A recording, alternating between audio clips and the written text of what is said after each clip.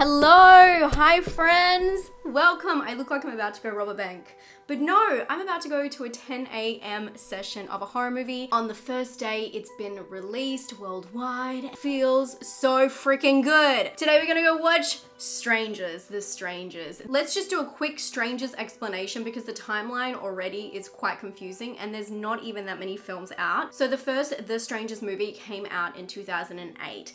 The film is quite a mystery. There's not a lot alluded to. That is kind of the point of it. It is a stranger danger film where a couple who have just gone through an emotional situation are approached by strangers. These are masked strangers and you do not see their face at all during the film. Fast forward to 2018, 10 years later, Strangers Prey at Night was released and didn't get a good reception. I actually really enjoyed this film, but a lot of people say that this is one of the horror movies that feeds so heavily into the cliche of people making the worst decisions during a slasher. That one follows a different family who are staying in a mobile home park and they're approached by three masked strangers. And now we have the Strangers trilogy. And this is a prequel trilogy, so it actually is meant to take place before those two films. This one follows a couple whose car breaks down and they have to go stay in an isolated house where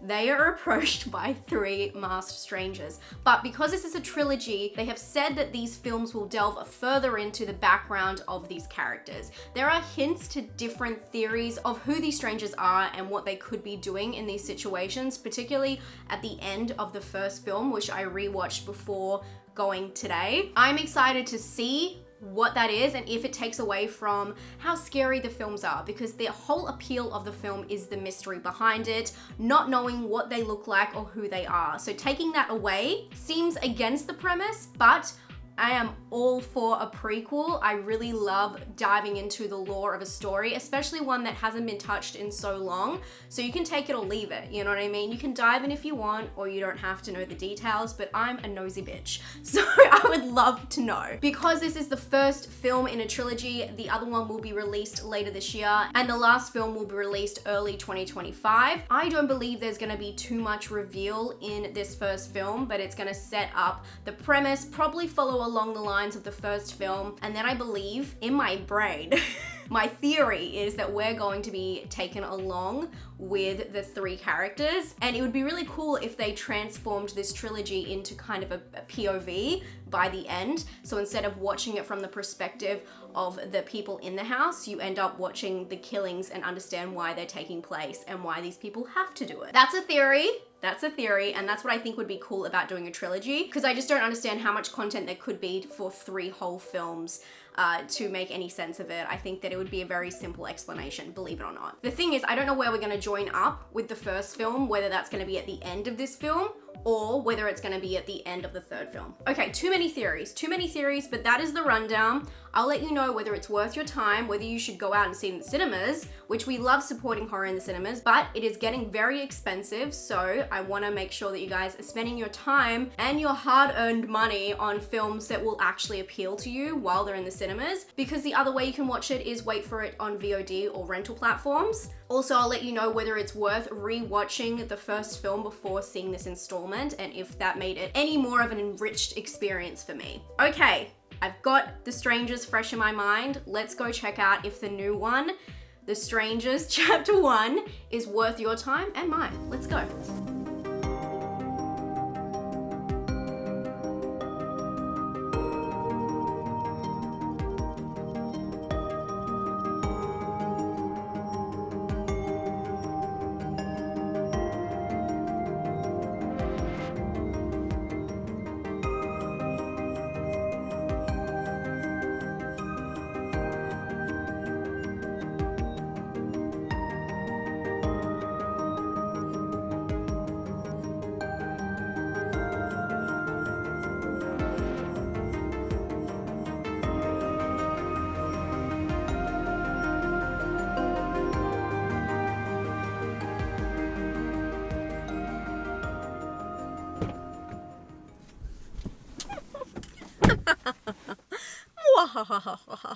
I just got back from watching The Strangers Chapter 1 friends and family. I have a mixed feelings about this film. It is not what we expected at all. Obviously, I don't watch trailers, but I did read a bunch about this film when it was upcoming, when it was just a project, and I don't know if there's going to be a twist within the other films, but this is not a prequel. How could this be a prequel unless the films go backwards?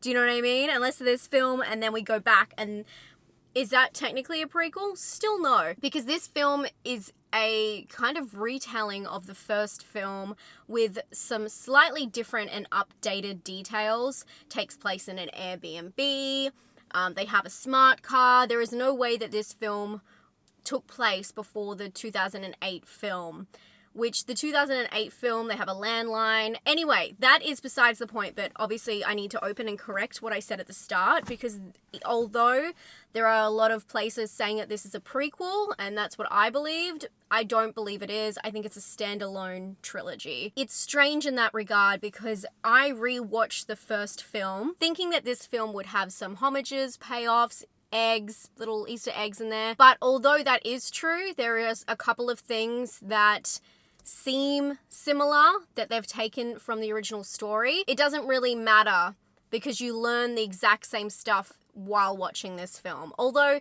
there are some things that are kind of hinted on in a different regard. I was hoping you were going to get more of the backstory, but this film really is just a retelling, simple story, very simple story about a couple who are on a holiday and their car breaks down in a small town. The film is cliche upon cliche upon cliche. And let me tell you, I was okay with this at the start because it felt so early 2000s. Of course, there was some updated technology that we've spoken about, but it just felt so quintessential early slasher, really silly, over the top. The reactions, the one-liners, the strange looks of the people living in a small town, the shifty eyes. It felt very mysterious and kind of funny, and it felt satisfying as someone who grew up watching those kinds of horror movies, and I know a lot of you guys did too. So I was there for that. But what does not work for me in this film is the atmosphere. Unfortunately, although it borrows a lot of the original film, same kind of setting, they even use the same music, same dialogue in some parts, I just didn't feel it matched how scary the original was. And that is saying someone who's just rewatched the original, so it's not like I have the nostalgic vibes. The original seems so damning and desperate and dark, and this film doesn't feel as suffocating. It feels like everyone makes the worst decisions. The decisions that the characters make in this film and how slowly they move and react to certain things is absolutely wild. And it kills the atmosphere, but also it just feels like they're stretching some events from at one night into a feature, and in the original it just felt very dire, very in the moment, and you weren't even thinking about the time. You can really feel the length of this film, and it's not that long. I do want to say that there is a mid-credit scene that kind of hints at what may be to come, but I really wanted a little bit more of a nugget. I don't mind having a cliffhanger if it is the first film in a trilogy, especially if I know that they've shot all of these films together, so I know the new one is coming out. You know, it's not a Maxine situation where we have to wait a couple of years. And I felt like they didn't give enough to the audience that they were intrigued by this retelling of stories that lived up to the original, which I know is hard to do, especially since it's such a nostalgic film that isn't even rated that highly by people. I didn't love the original, but I do respect it and the way it goes about the mystery of a slasher. But this film was just like a retelling or a reimagining of the original in a modern setting. And although the acting was fine, I just didn't feel like they gave them enough. The situations were kind of slowed down, overthought out details, and some of the details are just so cliche with what the strangers are doing. It's almost like the cliffhanger of this is you need to see the extra films to understand what the heck you just watched, because I'm still puzzled. I will say it's interesting that they mirrored so much of the original, even up until like the opening sequence. They start with a similar setup as the original, talking about violence and crimes across America. It's something that kind of has aged, because just saying X amount of crimes have happened over time in America is such a wildly broad statement. I think with the age of information and everything changing, the statistic seems just a little bit vague. I think we can pull that off once in one film, but it's interesting that they even set them up so alike. And I will say the font, I know a lot of people, I joke about fonts, but a lot of you guys do have opinions on this. The font is a very interesting choice as well. Very crisp, very slim, not bold. They're not being bold. Really, for me, would sum up how I feel about the film. Not bold enough. It wasn't different enough. It wasn't exciting enough, but the atmosphere was just lacking in this one. But did I enjoy myself? Yes. It had some fun 2000s feel to it. Definitely some dumb decisions made by the leads. Usually I excuse that, but some of them were just crazy. But I was really curious to see how this one would turn out. If it was a standalone film, not connected to strangers, not even in a trilogy, I would think, no thank you. But I am intrigued to see where this goes. And you know what they say, curiosity killed the cat. But I cannot be stopped. I am gonna give this one a personal score of, I'm going between 5 and 6.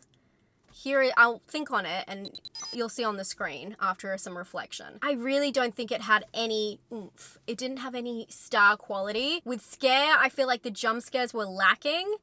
They were offbeat, but not in the best way. You could see what was coming a mile away. I would have liked some more. Like, that's why I go see slashers. I want to see some jump scares. I don't mind that in my popcorn horror.